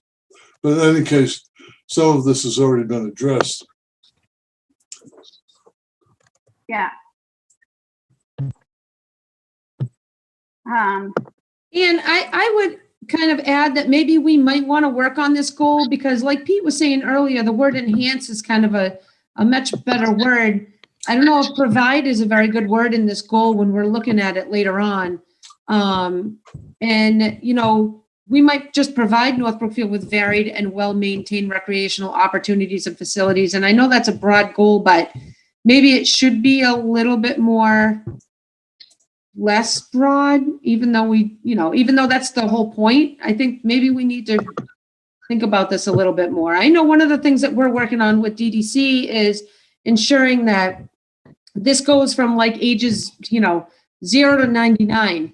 So we're trying to make sure that not only things are ADA compliant and that we're going to upgrade a lot of our sidewalks and fix a lot of walkways and entranceways for people, because we do have a really great over 55 community here, but also we want to make sure that that over 55 community is also balanced with the children of the town as well.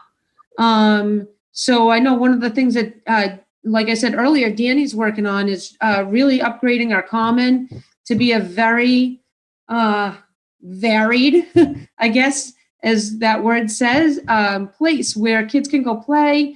They'll be play, but then also, our seniors from up at the center of town can walk over there and enjoy not only walkways, but maybe some spaces that they're going to be able to do, some different exercise materials and stuff at too. So I think that maybe we need to think about how we might want to reword this a little bit. I think it's a great goal. I don't think it should leave. I think we should think about how we might want to reword it. That sounds good. That brings up an idea that I had. We're writing our goals, but we should keep in mind projects that we might want to do and make sure that sort of thing is mentioned in our open space and recreation plan, so that when it comes time to doing those things, we'll have it in our plan, which will make it more likely that we'll receive the grant. So we kind of work both ways, what we want and then what we plan to do kind of work together, what we hope to do. So I think maybe rewriting this is a good idea. Any other ideas? It does seem like a lot of the issues that Joe Holloway brought up would really fit well under here in terms of the goal of having a committee that would kind of oversee maintenance and grants and volunteer work and interfacing with the school and youth and all those things. I mean, those are things that could go under this goal, it seems like. I think so too. Yeah. And it's kind of perhaps even, it does kind of interface with the last goal also in terms of education and enhancement. But a lot of the comments that have come up have had to do with information and education. And so that would be part of this as well, it seems like, in terms of educating people and maintaining them. Mm-hmm. I had just one comment was, in terms of if you had an area where people like to walk for their exercise, let's say you made it very aesthetically pleasing as you're hoping to do with the downtown area, if you might include a few exercise stations spaced strategically around there, so that they could have a bar that they could do a pull up on, or just a few simple things. They're not going to not something that they're going to kill themselves on, but that's a safe piece of exercise equipment that they could so people could get into the habit of not only doing their walk but doing some resistance training at the same time. That would be great. All right, guys, I'm just making a point. We're at 8:26. Maybe we can round this up in the next couple minutes. We're getting great feedback. I love it. An awesome idea, Dave. Yeah. There was a goal, one other goal that I wanted to talk about. Don't forget about that, Sheila, but it can be really quick. Yep, go ahead. I think it's important. Anything else to say about this goal before we move along? I think this would be great to have as well, because I like how it really it's really a kind of a macro goal and covers all the interconnectedness of the different pieces of that we've been talking about. So I like the idea.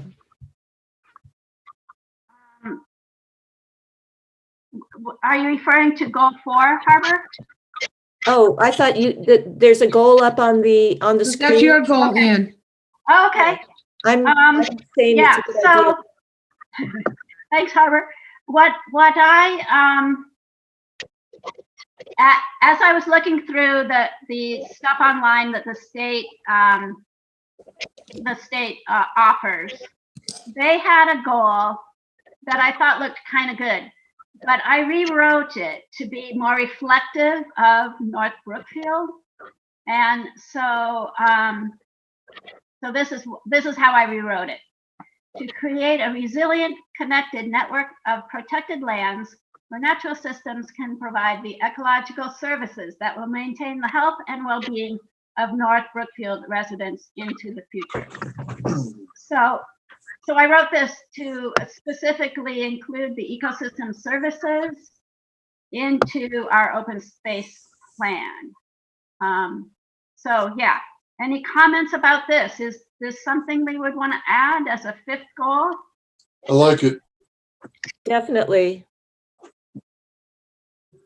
Yes. Great. Okay, I see a lot of thumbs up. Any We have a hands up. Mr. Pete Dupel, you got your hand up. I absolutely love this goal. I think it's probably the most progressive goal that we've seen tonight. I think some of the goals that we've looked at tonight are a little bit more tactical in nature about, dealing with issues that we face today. This is future. This is really about, and I don't know about climate change. I'm 54 years old. I don't profess to be an expert in any of this stuff. But what I can tell you is that, our country started with farming. Our country started with resilience. I love these words. Our country started with, ecology and being able to work the land. And I think it's a nice goal to have out there, even if it's broad-based and it's not very succinct. I think it's progressive. I think this is one that we certainly should put in the goals we have. And again, it might be a goal that people can't really resonate with because it's a little bit squishy, and squishy's okay. But, we're living in a squishy world. We don't know where we're going, honestly. And I think this is a broad-based goal. And this is one that I would, in some other terms, I would give a team that works for me and say, open your minds. Think about how we evolve, because we just don't know what's around the next corner. We just don't know. And this goal particularly addresses all of those issues. Sorry about the dog. So she's listening because she wants to eat as well. And honestly, my dog is probably as resilient as any, and she knows this stuff, and she knows how to get out there and work the land and everything else. I think this is awesome. This is the best goal I've seen tonight. And I'll just leave it at that. Well, I like that sound of that because this goal is important to me too. And it is about the future. It's about protecting the nature that keeps us alive, and that does sound like hyperbole, but is absolutely the truth. And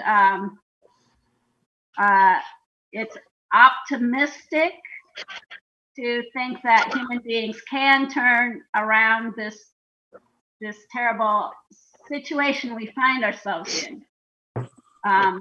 I've been studying a lot about how to regenerate the earth, and it is possible. We know how to do it. We just gotta share the knowledge and then get to work on it. So I guess this is, I think Pete stated it very well. This is about the future.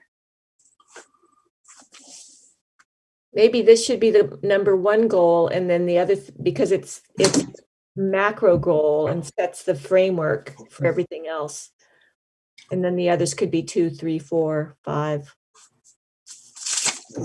Great feedback. Thank you, Harbor. That is great. I agree.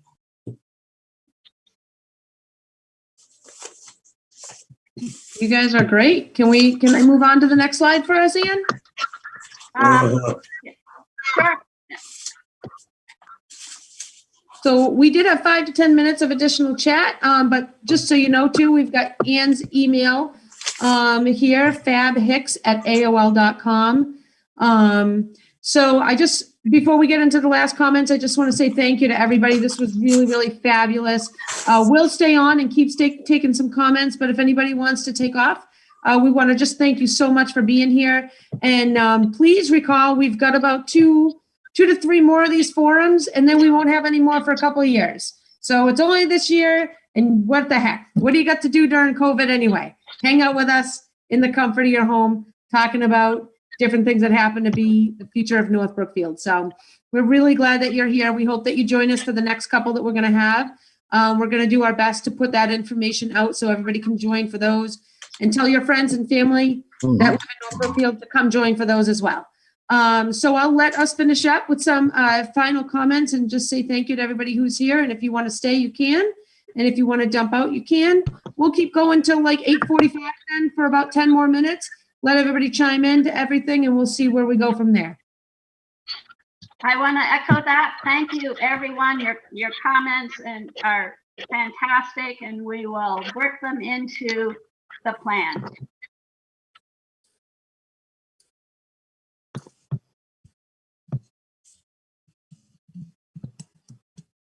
I just wanted to chime in.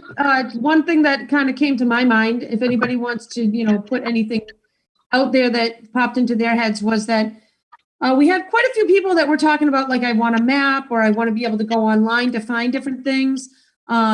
Maybe we want to put something in our open space and recreational plan that has to do with where people can digitally find things, or find things in our library, or I know that has to do with the educational source, but maybe that should be an objective that we put in there, that we've got a digital format for open space and recreation that people can find those items, so that they're a lot more, that they're just easier for people to find. So I think that might be a good objective that we toss under one of those goals somewhere. Thanks, Sue.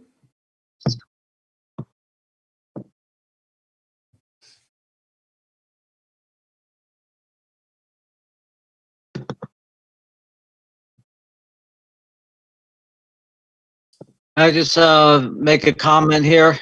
Absolutely. I think that's Brandon, right? Yeah. Yeah. I just want to say that these goals aren't going to be achievable without the help of the people of the town. So if anybody wants to get involved, that'd be great. There's a lot of ways to get involved. There's committees always open for the town, like recreation committee, the town beach committee, and such like that. So get involved and help move this agenda forward if you're interested. Thanks, Brandon.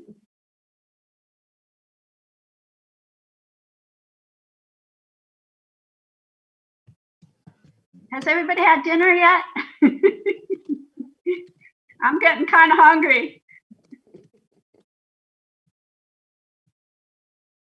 Well, thank you, Ann and Sheila. I'm going to go away now, but I do see how I think maybe your last goal should be number one. And under that, I think, the more education we can do, the better. And national wildlife habitats, if we could talk about that as well, in there, trying to get people to set up their own backyards as a habitat for wildlife, and to conserve the water, and water gardens and things like that. The more information I think we can put out, the better it is for our environment and for our water system, and just for that whole last goal of yours. So bye, everybody. This was just terrific. Great. So just a comment to everyone regarding your backyard as wildlife habitat. The East Club and Land Trust is doing a community book read Bringing Nature Home is the title, and it is by Mr. Talamy. I can't remember his first name, Tallamy.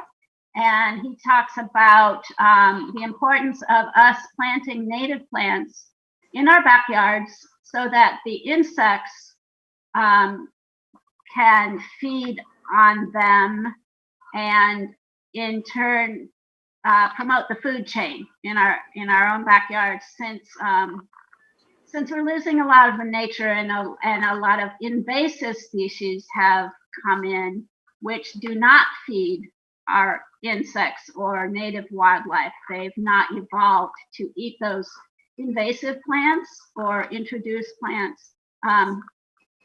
So what Marilyn says is quite right. Our backyards need to become wildlife habitat. Anyway, East Quabbin Land Trust. You can go onto their website and find out more about that. I need to join. I was also just going to add to that the library could be, I think, a really great partner for educational programming and distribution of materials. Dawn Thistle is always looking for programming and really wants to partner with, different groups around town and the school. And so there could be workshops, there could be, obviously there's the May Festival that we've done every year, except when there's a pandemic. But anyway, just wanted to throw that out. And then the Cultural Council also, as you know, there can be grants for specific projects or enterprises too. So there's those resources for the objectives that you guys have been talking about. I've got Brandon's hand up. Brandon, go ahead. Did you have something you wanted to comment on? Never mind. I just forgot to take that down. Thank you.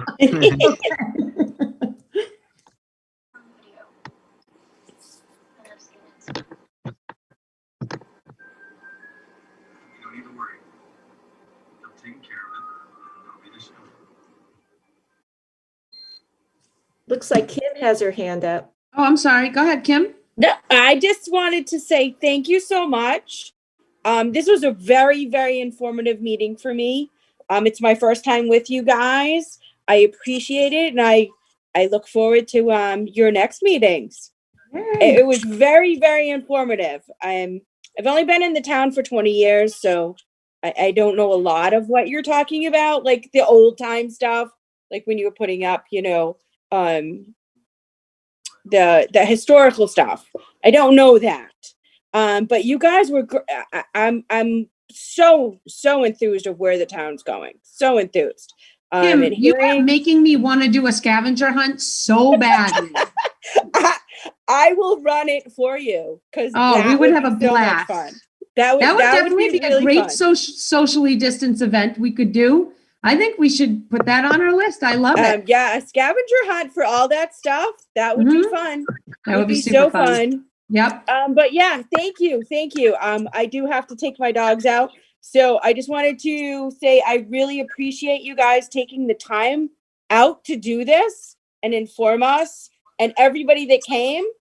Thank you for coming. I love to see that our town is coming together and we're learning and growing and having a great time. Great to have you here, Kim. All right. Thank Have you. a great night, guys. You too.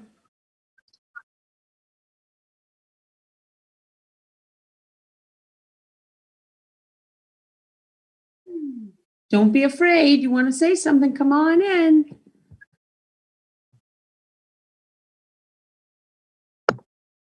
Well, I just want to echo what was just said by Kim, and that you guys did a fabulous job. I learned so much, and thank you for all your hard work. Just really well done, and it's exciting. So, and to all the participants, really great comments and ideas and discussion. So bravo, thank you.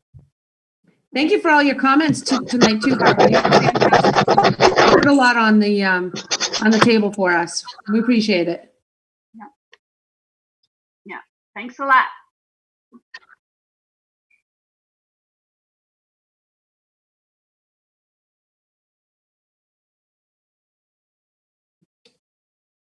Oh, I got a couple chatters over here. Oh, we got a couple people saying thank you and goodbye, so that's great. Well, we got 8:42. Everybody seems pretty quiet. I think we're okay with bringing this to an end, if you guys are okay with that. Do we have it? Yeah, we got to thank you. So there you go. Thank you guys all from the Master Plan Committee. We're really, really glad you were here. Please join us again on the next couple. They won't be on open space. They'll be on something else, but I'm sure you'll give us plenty of information, and we'll be able to use that to make NB even better over the next 5 to 10 years. So thank you all so much, and make sure you keep an eye out over the next month or so for our next couple forums. We'll probably be having one, I'm guessing, end of March, end of February, March, and April. Probably one a month, if not more than that. We haven't had that discussion at all. I'm literally making stuff up from the Master Plan Committee, but I think after this one went so well, we should be able to get the other ones up pretty quick and have some really great ones. So keep your eyes out, guys. Thank you guys. Have a great night.